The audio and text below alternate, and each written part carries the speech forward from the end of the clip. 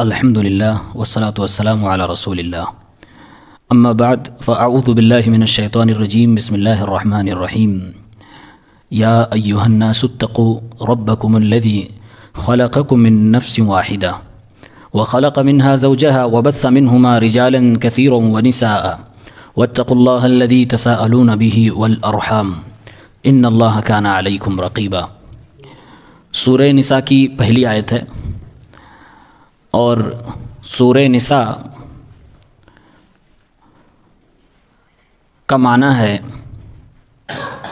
عورت. نساء کا مطلب ہوتا ہے عورت.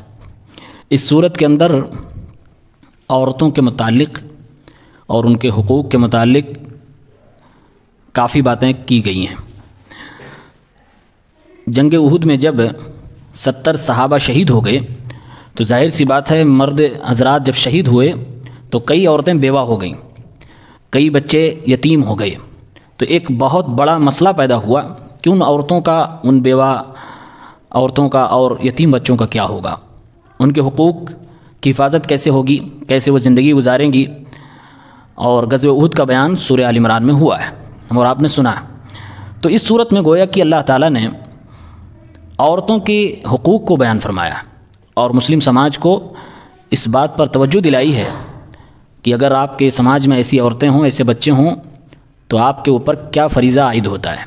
تو سب سے پہلی آیت میں اللہ تعالیٰ نے گویا پوری سورت کا خلاصہ پیش کیا ہے اور یہ آیت وہ آیت ہے جو خطبہ حاجہ میں پڑھی جاتی ہے. ہر جمعہ میں, ہر تقریر میں اللہ کے نبی صلی اللہ علیہ وسلم اس کو پیش کرتے تھے, پڑھتے تھے.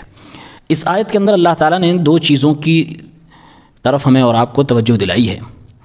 ایک کا تعلق اللہ رب العالمین سے تقوی اختیار کرنے سے ہے اور دوسرے کا تعلق رشتہ داری کو نبھانے سے ہے.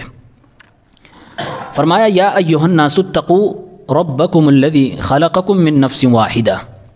یہاں اللہ نے یا ایھا الذین آمنوا نہیں کہا ہے کہ اے ایمان والو, بلکہ اللہ نے کہا یا ایھا الناس, اے لوگوں. ساری دنیا کو اللہ نے مخاطب کیا, کہا ڈرو اپنے اس رب سے جس نے تمہیں پیدا فرمایا. من نفس واحدہ, ایک نفس سے, وخلق منہا زوجہا, اور اسی ایک نفس سے اس کا جوڑا پیدا فرمایا. وبث منہما, اور ان دونوں سے یعنی اس جوڑے سے, رجالا کثیرا ونساء, بہت سارے مردوں کو اور عورتوں کو زمین میں پھیلا دیا. واتقوا اللہ الذی تساءلون بہ والارحام, تو ڈرو تم اس اللہ سے جس کے نام پہ تم سوال کرتے ہو, ایک دوسرے سے مانگتے ہو, اور ڈرو رشتہ داری کے معاملے میں. ان اللہ کان علیکم رقیبا, بے شک اللہ تعالیٰ تمہارے اوپر نگہبان ہے اور تمہیں دیکھ رہا ہے. پہلی بات کہی گئی اللہ سے ڈرو. اللہ سے کیوں ڈریں, اس کی کچھ دلیلیں اللہ نے اسی آیت کے اندر دی ہیں. سب سے پہلی وجہ بتائی کہ اللہ سے اس لیے ڈرو کیونکہ اللہ تمہارا رب ہے جس نے تمہیں پیدا فرمایا ہے, اور پیدا کر کے یوں ہی نہیں چھوڑا, تمہیں آپس میں ایک دوسرے کا دشمن نہیں بنایا, تمہیں آپس میں ایک دوسرے سے مل جل کر رہنے کی فطری طور سے صلاحیت عطا فرمائی ہے. اور اس کی وجہ یہ ہے من نفس واحدہ, کہ تم سب کو ایک ہی نفس سے پیدا فرمایا ہے, تمہاری اصلیت ایک ہی ہے, تم سب کی جڑیں جا کر ایک بندے خدا پر, آدم علیہ السلام پر مل جاتی ہیں. تو یہ بھی اللہ کی بہت بڑی نعمت ہے کہ انسانیت انسان کے اندر پیدائشی طور سے ڈالی گئی ہے. وہ الگ بات ہے کہ انسان پوری طرح سے اگر شیطان کے شکنجے میں ہو جاتا ہے تو یہ آخری درجے کی انسانیت بھی اس کے اندر سے ختم ہو جاتی ہے اور اپنے ہی ذات کے انسان سے دشمنی کر لیتا ہے. اور دوسری نعمت اور دوسری وجہ کہ جس کی بنیاد پر اللہ سے ڈرنا چاہیے, کہا وخلق منہا زوجہا. اللہ کی بڑی نعمتوں میں سے ایک بڑی نعمت یہ ہے کہ اس نے انسان کو پیدا کیا, آپس میں مل جل کر رہنے والا بنایا, اور انسان کے سکون کا ذریعہ اس کے لیے جوڑا پیدا فرما کر کیا. تو کہا وخلق منہا زوجہا, انسان کو اکیلا تنہا نہیں چھوڑا بلکہ اس کے تسکین کے لیے, اس کے سکون کے لیے اس کا جوڑا پیدا فرمایا. اس جوڑے کے ذریعے سے اور مزید سکون دینے کے لیے ان کی اولادیں عطا فرمائی.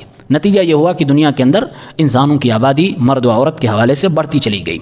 تو یہ اللہ تعالیٰ دلیلیں دے رہا ہے کہ مجھ سے کیوں ڈرو تم, کیوں اللہ رب العالمین کی طرف کی عبادت کی طرف تمہیں جانا چاہیے.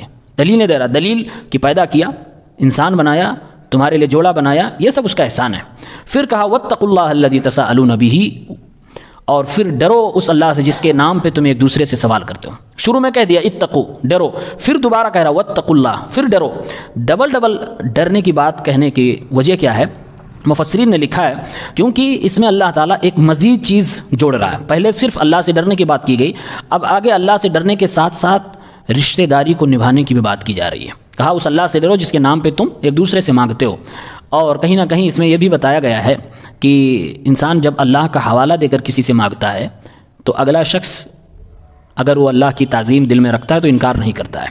اسی لیے اللہ کے نبی صلی اللہ علیہ وسلم نے فرمایا کہ اگر کوئی شخص تم سے اللہ کا نام لے کر مانگے تو اسے ضرور دے دیا کرو، اور اگر کوئی شخص ایسا ہے جو اللہ کا نام لے کر بلا وجہ مانگتا ہے تو اس کے لیے وعید بھی آئی ہوئی ہے حدیث کے اندر.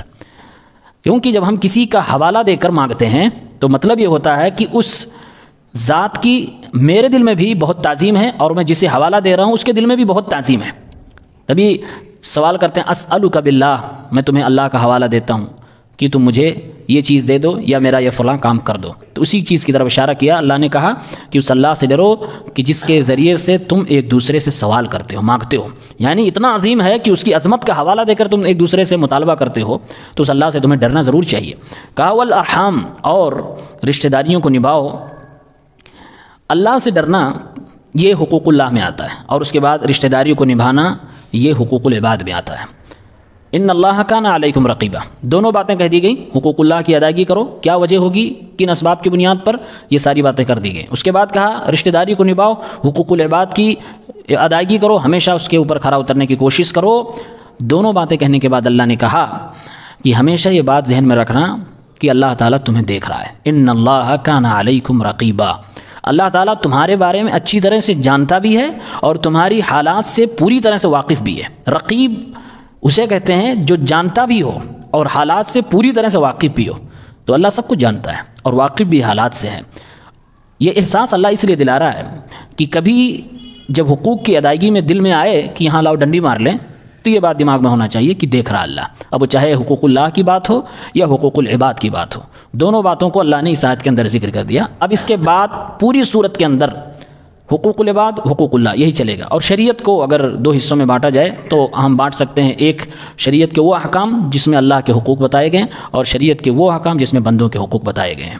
تو گویا کہ اسلامی معاشرت اور اسلامی زندگی کیسے جینی ہے اور کیسے کمزوروں کو ساتھ میں لے کر چلنا ہے اس کی تمہید باندھ دی گئی. اب آگے آئے گا یتیموں کے ساتھ کیسے ویوہار کرنا ہے، بیواؤں کے ساتھ تمہیں کیا کرنا ہے، کسی کی مجبوری کا فائدہ نہیں اٹھانا چاہیے، اور عورتوں کے ساتھ جو جاہلیت میں ظلم ہو رہا تھا وہ ظلم تم نہ کرنا، ختم کر دو. وہ لوگ حصہ نہیں دیتے تھے وراثت میں، تم دینا. یتیم بچے جو ہیں ان کی جائیداد پہ ناجائز طریقے سے قبضہ نہ کرنا بلکہ اس کی دیکھ ریکھ کرنا، اس کو آگے بڑھاوا دینا، بڑے ہو جائیں تو پھر ان کا مال ان کے حوالے کر دینا. اس طرح کی باتیں اللہ تعالیٰ نے اس صورت کے اندر کی ہے. تو گویا کہ حقوق العباد پر ابھارنے والی اور عورتوں کے حقوق کی طرف خاص طور سے توجہ دلانے والی بہت بڑی صورت ہے. اس لیے بعض اسلاف سے منقول ہے کہ اپنے گھر کی عورتوں کو یہ صورت ضرور سکھایا کرو. اس صورت کے معنی مطلب اپنے گھر کی عورتوں کو ضرور سکھایا کرو. ایک عورت اگر یہ صورت نہیں جانتی ہے، اس کو نہیں پڑھی ہوئی ہے، اس کا ترجمہ معنی نہیں جانتی ہے، تو وہ اپنا حق جان ہی نہیں پائے گی کہ اسلام میں ہمارا حق کیا ہے، ہمیں کیا کیا پاور دیا گیا ہے. تو اگر کوئی عورت اپنا حق، اپنا پاور جاننا چاہتی ہے کہ اسلام نے ہمارے لیے کیا کیا ہے، تو اس صورت کو ضرور پڑھے، اس صورت پر ضرور نگاہ دوڑائے اور اس کے تفسیر ترجمہ معنی کی طرف توجہ دیں. اس کا نام ہی ہے سورۃ النساء. نساء کا مطلب یہ ہوتا ہے عورت. یہ عورتوں کی طرف، عورتوں کے لیے ایک بہت بڑی سمجھ لیجیے اللہ کی طرف سے خوشخبری ہے. اللہ تعالیٰ ہم سب کو حقوق العباد اور حقوق اللہ کی ادائیگی کی توفیق دے. آمین. السلام علیکم.